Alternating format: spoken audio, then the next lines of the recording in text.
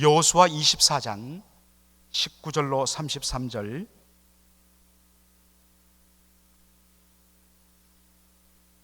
우리 한 절씩 교독하도록 하겠습니다.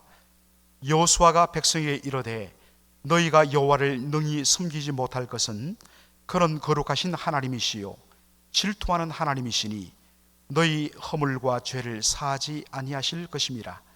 만일 너희가 여호와를 버리고 이방 신들을 섬기면 너희에게 복을 내리신 후에라도 돌이켜 너희에게 화를 내리시고 너희를 멸하시리라.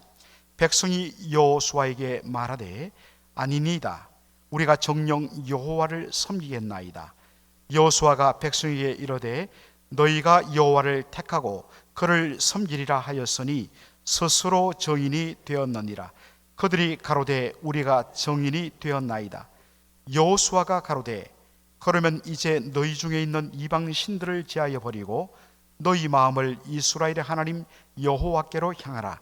백성이 여호수아에게 말하되 우리 하나님 여호와를 우리가 섬기고 그 목소리를 우리가 청종하리이다 한지라.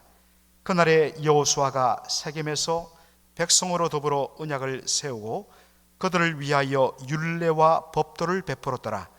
여호수아가 이 모든 말씀을 하나님의 율법책에 기록하고 큰 돌을 취하여 거기 여호와의 성소 곁에 있는 상수리 나무 아래 세우고 모든 백성에게 이르되 보라, 이 돌이 우리에게 증거가 되리니 이는 여호와께서 우리에게 하신 모든 말씀을 이 돌이 들었음이라.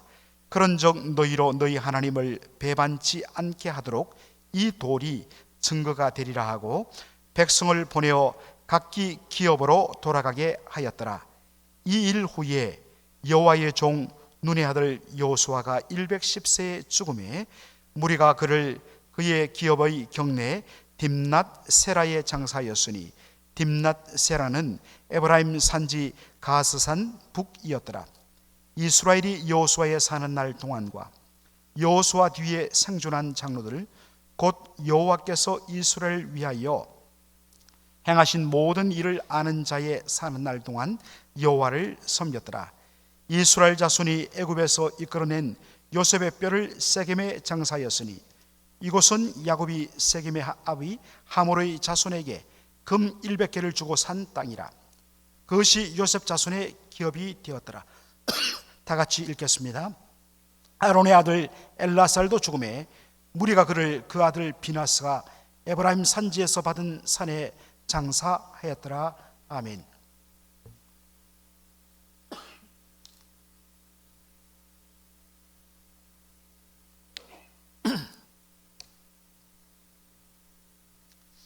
네, 오늘 본문은 여호수아 마지막 부분입니다. 그래서 이 말씀을 함께 나누고 마지막 찬송으로 382장 여호수아 본받아 앞으로 가세 그 찬양을 부를 건데요,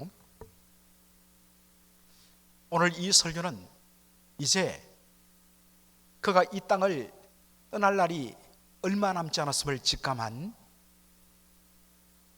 여호수아가 이때 나이가 110세였습니다. 이스라엘 백성들을 다 세겜으로 불러 모으고 이른바 언약 갱신을 하는 그러한 장면이 오늘 나옵니다. 어제 여러분들이 읽어보신 분은 알겠지만 여호수아 24장 1절로 13절은 지나간 역사 아브람부터 시작해서 오늘 바로 이때까지 여호와 하나님께서 이스라엘 백성들에 베푸신 하나님의 주권적인 역사와 은혜에 대하여 낱낱이 고백하는 그러한 시간들을 가집니다. 그러면서 어제 본문 24장 14절로 15절은 결단입니다. 그러므로 이제 14절은 그러므로 이제 하나님이 주신 이 놀라운 은혜를 받았으므로 이제 뭘 해야 되느냐? 여호와 하나님을 경외해야 돼. 성실과 진정으로 여호와 하나님을 섬겨라. 그렇게 요청합니다. 이에 대한 이스라엘 백성들의 바로 응답이 16절로 18절에 나옵니다. 우리 한번 다 같이 한번 글자가 좀 적습니다만 읽어보죠. 시작. 백성이 대답하여 가로되 여호와를 버리고 다른 신들 섬기는 일을 우리가 결단코 하지 아니하오리니 이는 우리 하나님 여호와가 그가 우리와 우리 열조를 인도하여 애굽 땅 종되었던 집에서 나오게 하시고 우리 목전에서 그 큰 이적들을 행하시고 우리가 행한 모든 길에서 우리의 지난 모든 백성 중에서 우리를 보호하셨음이며 여호와께서 또 모든 백성 곧 이 땅에 거하던 아모리 사람을 우리 앞에서 쫓아내셨습니다. 그러므로 우리도 여호와를 섬기리니 그는 우리 하나님이시니이다. 백성들이 이야기합니다. 우리가 이제 여호와를 버리고 다른 신을 섬기는 일을 결단코 하지 않겠습니다. 오직 우리도 여호와를 섬기리니 그는 우리 하나님이십니다. 얼마나 아름다운 신앙 고백인지 모릅니다. 여러분, 이러한 신앙 고백을 앞으로 그리고 뒤로 그렇게 감싸서 고백을 했을 때 얼마나 귀한 일입니까? 그렇게 살겠다고 이야기하니까 이제 여호수아는 마음 편히 그래 고맙다 하고 세상을 떠날 수도 있습니다. 그런데 여러분 19절을 한번 보시기 바랍니다. 자, 다 같이 한번 읽을까요? 여호수아가 백성에게 이르되 너희가 여호와를 능히 섬기지 못할 것은 그는 거룩하신 하나님이시요 질투하는 하나님이시니 너희 허물과 죄를 사하지 아니하실 것임이라. 여호수아의 답이 뭐라고요? 너희가 여호와를 능히 섬기지 못할 것이다 라고 이야기합니다.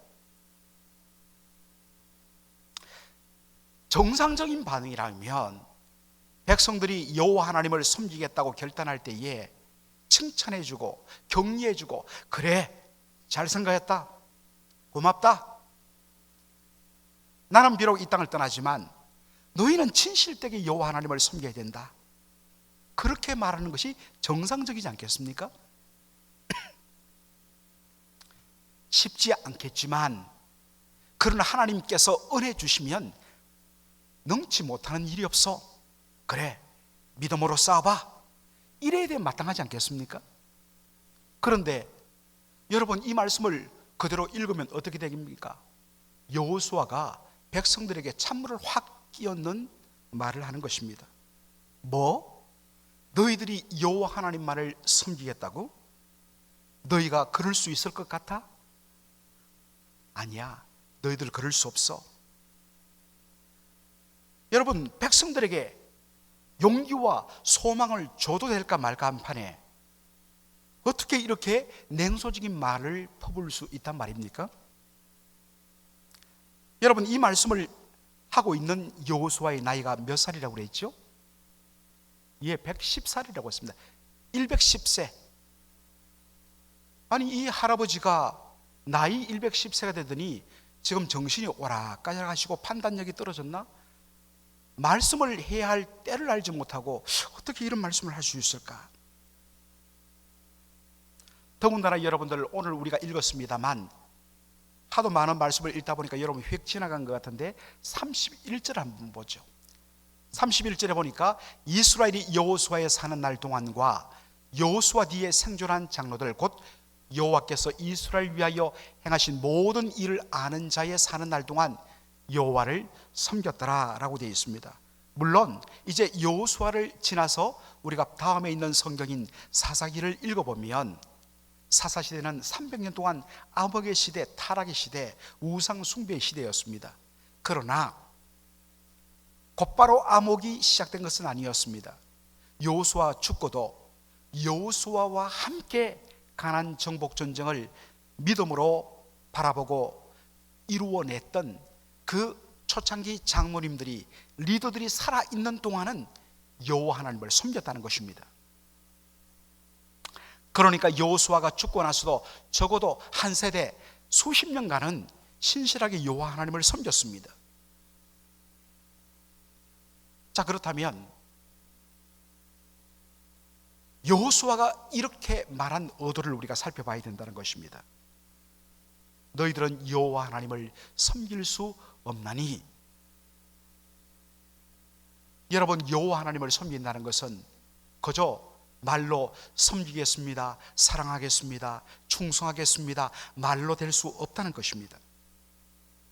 진짜 여호와 하나님을 섬긴다면, 그 고백을 했다면 거기에 합당한 순종의 삶이 뒤따라야 된다는 것입니다.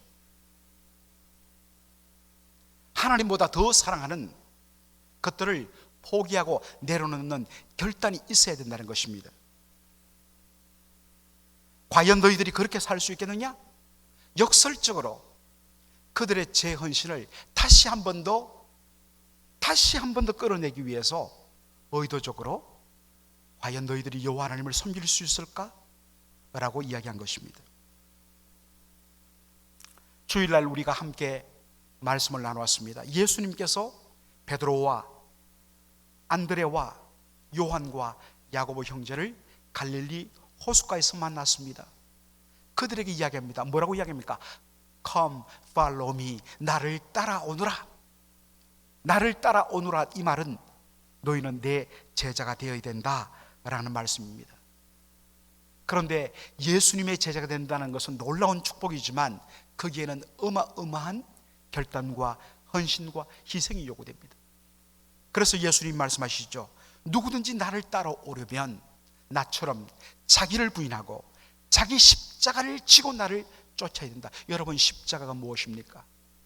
저주의 죽음을 의미하는 것 아니겠습니까?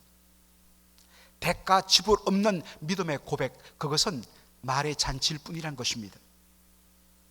이왕 하나님을 믿으려면 제대로 믿어라. 이왕 예수를 따른다면 제대로 예수님의 제자처럼 살아라. 대가 지불 없이 그저 평안과 위로와 용서와 그러한 것들만 구한다는 것은 cheap grace, 값싼 은혜다. 우리가 그렇게 말씀을 나누었습니다. 여호수아의 이 의도를 백성들이 간파했습니다. 그래서 백성들이 단호하게 이야기합니다. 21절 보시겠습니다. 백성이 여호수아에게 말하되 아니니이다. 우리가 정녕 여호와를 섬기겠나이다 라고 고백합니다. 이 고백을 듣자 여호수아가 23절에 이렇게 이야기합니다. 여호수아가 가로되 그러면 이제 너희 중에 있는 이방 신들을 제하여 버리고 너희 마음을 이스라엘의 하나님 여호와께로 향하라 라고 이야기합니다.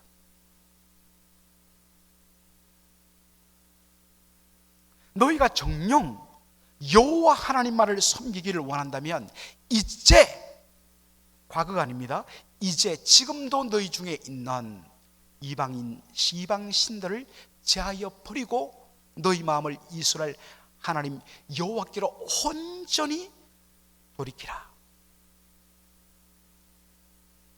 여러분, 얼마나 충격적인 말씀입니까? 그들은 광야 40년 동안 그들의 부모 세대가 불순종하면서 하나님 앞에 심판받아 이 모양 저 모양으로 죽어가는 것을 보았습니다. 40년 광야 연단 생활을 통해서 그들은 철두철미하게 애굽에 그 남아있는 모든 것들을 뽑아냈습니다. 그래서 어떤 분들은 출애굽기를 이렇게 요약하지 않습니까? 여호와 하나님께서 이스라엘을 애굽 땅에서 뽑아내기, 이게 엑소도스라면, 그 다음에 홍해를 건넌 다음에는 광야에서 뭘 했느냐? 이스라엘 백성 속에 있는 애굽을 뽑아내는, 몸은 출애굽을 했지만 그들의 마음은 여전히 애굽의 문화, 애굽의 가치관, 그리고 애굽의 풍요의 신을 섬기는 우상 숭배에 아직도 젖어 있는, 그들을 그대로 가나안 땅으로 보낼 수 없는 것입니다. 그래서 40년 동안 혹독하게 하나님께서 훈련시키며 연단시키며 그들 속에 있는 애굽의 불순물들을 다 뽑아냈습니다. 그래도 안 되니까 출애굽 첫 세대, 이 첫 세대가 가나안 땅에 들어가면 똑같은 그런 문제를 일으킬 것 같으니까 하나님께서 아예 가나안 이 출애굽 1세대를 40년 동안 하나님께서 생명을 거두어 가셨습니다. 철두철미하게 뽑아내고 훈련하고 제거하고, 그리고 가나안 정복 전쟁을 통해서 온전히 여호와 하나님을 경험했던 그 세대였습니다. 누구보다도 이스라엘 역사상에서 가장 어떤 면에서는 순결한 상태에 있는 백성들이었습니다. 그런데 여호수아가 뭐를 지적합니까? 이제 너희 중에 있는 이방신들을 제하여 버려라. 그거 품고 너희들이 여호와 하나님 온전히 섬긴다란 말 거짓말이다. 너희 속에 있는 이방신들을 제하여 버려라.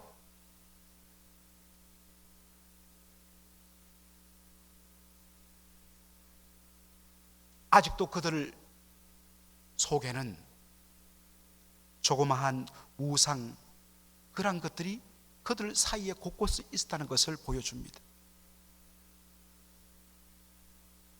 마태복음 6장 24절에 보면 예수님께서 이렇게 말씀하시죠. 한 사람이 두 주인을 섬기지 못할 것이니 혹 이를 미워하며 저를 사랑하거나 혹 이를 중히 여기며 저를 경히 여김이라. 너희가 하나님과 재물을 겸하여 섬기지 못하리라. 여러분, 여기에 너희가 하나님과 재물을 겸하여 둘 다 both God and money 섬기지 못하리라. NIV 성경은 money라고 아예 그냥 재물을 그렇게 번역해 놨습니다만 원래 헬라어 성경을 보면 이 단어를 씁니다. 맘모나스. 우리가 보통 돈과 어떤 세상적인 물질을 그렇게 숭배하는 것을 우리가 만몬 숭배 혹은 맘모니즘이라는 단어를 쓰죠. 바로 이 맘모나스라는 단어에서 나왔습니다. 여러분, 이 맘모나스는 원래 헬라가 아닙니다. 이것은 예수님 당시에 공용어였던 아람어에서 나온 단어입니다. 그것을 헬라어로 썼습니다. 헬라어로 표기한 것입니다. 맘모나스라는 이 맘몬이란 말은 원래 안락과 평안이란 말에서 나왔습니다. 우리 인생이 어떻게 하면 안락한 삶을 누릴까? 여러분, 우리도 다 웰빙, 잘 사는 삶에 대해서 우리는 가치를 두지 않습니까? 웰빙, 안락한, 평안한 삶, 이게 맘모나스입니다. 여러분, 이 안락한 삶, 맘몬에 대해서 누가 뭐라고 이야기할 것입니까? 문제는 이 안락함이 뭐로 연결되느냐? 그 사람들 생각 속에 우리의 참된 안락은, 웰빙은 돈이 있어야 된다. 돈이 우리의 안락한 웰빙, 잘 사는 것을 책임져 준다. 여러분, 돈은 필요합니다. 하나님께서 만드셨습니다. 우리로 사용하게 하셨습니다. 그러므로 돈을 배척해서는 안 되죠. 문제는 돈이 우리의 인생을 책임져 주고 돈이 우리의 웰빙을 온전히 책임져 주는 유일한 것으로 여기는 그 마음에 있는 것입니다. 어느 순간에 돈이 우리가 다스리는 수단이 아니라 우리의 목적이 되고 우리의 사랑의 대상이 되고 마침내 우리의 의지와 숭배의 대상이 되어버리는 우상 숭배로 전락한다는 것입니다. 여호수아의 시대에서는 눈에 보이는 우상 숭배, 이것은 쉽게 드러납니다. 그리고 눈에 보이는 것들을 없애버리는 것은 쉬울 수 있습니다. 그러나 그 우상이 의미하는, 이것이 나에게 가져주는 풍요, 이것이 나에게 주는 번영, 그리고 이 물질적인 풍요와 만족만이 나의 삶을 웰빙 하게 한다는 그것이 바로 뭡니까? 우상 숭배의 본질이란 것입니다. 그것 뽑아내지 않고 아무리 눈에 보이는 우상만이 웃으면 뭐합니까? 소용없다는 것입니다. 그러면 또 다른 형태의 우상을 만들어 그들은 섬길 수밖에 없거든요.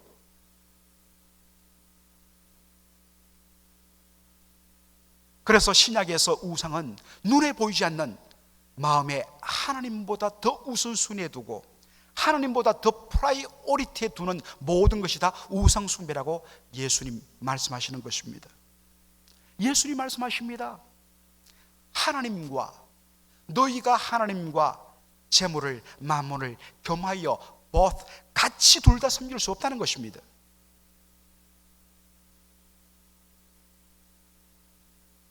오늘 이 시간 이 말씀을 통하여서 과거에 여호수아를 통하여 이스라엘 백성들에게 바로 오늘날 여호와를 섬길 것인지 우상을 섬길 것인지 결단하라고 말씀하신 이 말씀, 그리고 그 여호수아와 똑같은 이름을 뜻을 가진 예수님, 신약의 예수님이 이야기합니다. 여호와 하나님과 재물을 겸하여 섬길 수 없다. 하나님을 사랑하든지 재물을 사랑하든지 결단해라 말씀하는 것입니다. 이 요구에 백성들이 결단을 다시 합니다. 24절 보도록 하겠습니다. 백성이 여호수아에게 말하되 우리 하나님 여호와를 우리가 섬기고 그 목소리를 우리가 청종하겠습니다 라고 이야기합니다.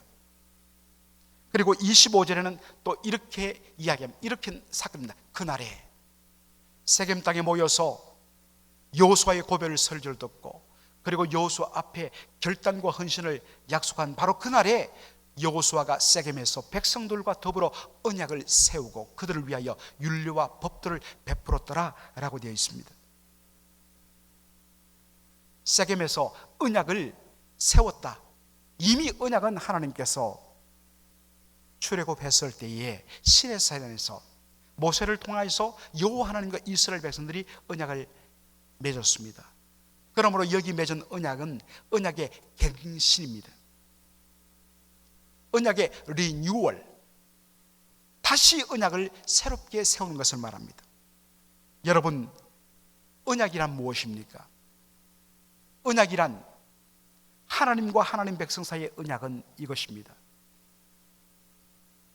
하나님은 우리의 하나님이 되고 우리는 하나님의 백성이 되는 것, 이것이 언약의 핵심입니다. 하나님은 나의 하나님, 그리고 나는 하나님의 백성.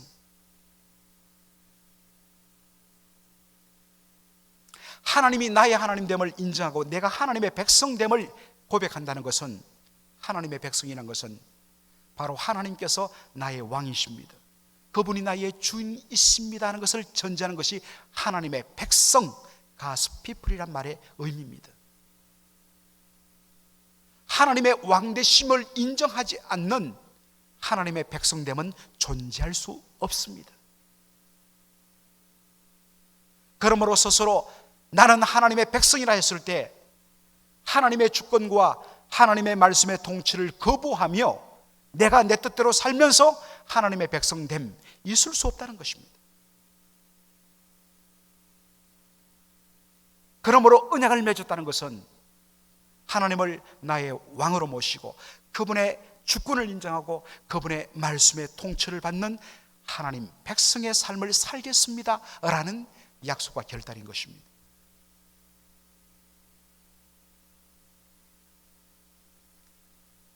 이 언약을 맺은 후에 여호수아가 한 장면에 우리가 주목할 필요가 있습니다. 26절 우리 다 같이 읽도록 하겠습니다. 여호수아가 이 모든 말씀을 하나님의 율법책에 기록하고 큰 돌을 취하여 거기 여호와의 성소 곁에 있는 상수리 나무 아래 세우고 라고 있습니다. 이 모든 말씀, 함께 언약하고 결단한 이 언약의 말씀들을 율법책에 기록하였다. 왜 기록했을까요? 왜 기록으로 남겼을까요? 기록했다는 것은 그것을 읽는다는 것을 말하고 거듭거듭 반복해서 읽으면서 다시 한 번 더 기억하고 되새기며 그리고 그 말씀을 붙들고 또 새기고 또 몸부림치고 그 말씀에 도전을 받고 또 그 말씀 앞으로 돌아가는 그러한 것들을 의미합니다. 여러분, 하나님의 언약 백성 그리고 언약을 맺고 그렇게 살겠다고 결단하는 쉽습니다. 그러나 그 고백과 언약에 걸맞는 삶을 지속하는 것은 쉽지 않습니다. 그것은 저절로 이루어지지 않습니다. 그래서 기록한 것입니다. 날마다 그 말씀을 읽고 그 말씀을 듣고 그 말씀과 더불어서 실험하면서, 그래서 하나님의 말씀이 내 심령을 온전히 주장하는 그러한 삶 가운데 여호와 하나님만을 온전히 섬기는 진정한 삶을 살 수 있다는 것입니다. 따라서 말씀을 떠난, 말씀 없는 신앙, 말씀을 떠난 예배, 말씀을 떠난 하나님 백성의 삶은 있을 수 없어요.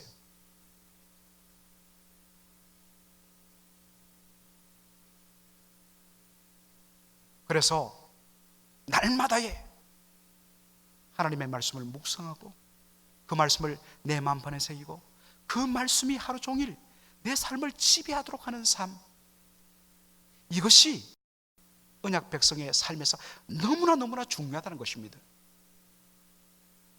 여러분, 날마다 여러분 말씀을 보십니까? 말씀을 묵상하십니까? 이 말씀을 통해서 내가 언약 백성이며 어떻게 사는 것이 하나님을 기쁘시게 하는 백성의 삶인가에 대하여서 말씀을 붙들고 여러분 실험하십니까? 그것 없다면 우리는 결코 그렇게 살 수 없습니다. 이것이 여호수아의 마지막 메시지입니다. 여러분, 여호수아가 어떻게 시작했습니까? 여호수아의 처음을 여러분 기억하세요? 여호수아의 처음은 하나님의 명령으로 시작합니다. 너는 7절로 8절 보면 너는 좌우로 치우치지 말고 오직 하나님께서 기록하신 그 말씀대로 그 말씀을 주야로 묵상하며 그 말씀이 가는 데 가고 그 말씀이 서는 데 서는 삶을 살아야 된다. 그리고 여호수아의 마지막도 하나님의 말씀으로 끝납니다. 그 중간에 가나안 땅 정복이 있죠. 그것은 과정이요 수단입니다. 본질은, 여호수아의 본질은 땅을 차지하는 것이 아니라 가나안 땅에 들어가서 언약 백성답게 사는 것입니다. 그 삶은 거저되지 않습니다. 어떤 의미에서는 눈에 보이는 가나안 7족속을 싸우는 것은 어떤 의미에서는 쉽습니다. 그러나 보이지 않는 진짜 영적인 싸움, 그것은 내 안에 우상 숭배를 몰아내고 여호와 하나님을 딱 모시고 그 백성에 걸맞는 삶을 말씀으로 살아가는 것, 이게 더 치열한 영적 싸움이라는 것을 여호수아는 보여줘요. 여호수아를 마무리하면서 다시 한 번 더 우리도 하나님 앞에 언약을 갱신해야 됩니다. 주여, 오직 여호와 하나님만 섬기겠습니다. 그분이 나의 웰빙이십니다.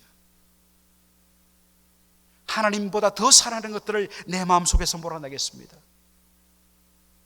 그리고 날마다 하나님 백성의 승리의 길은 다른 것 잊지 않고 하나님의 생명의 말씀에 있습니다.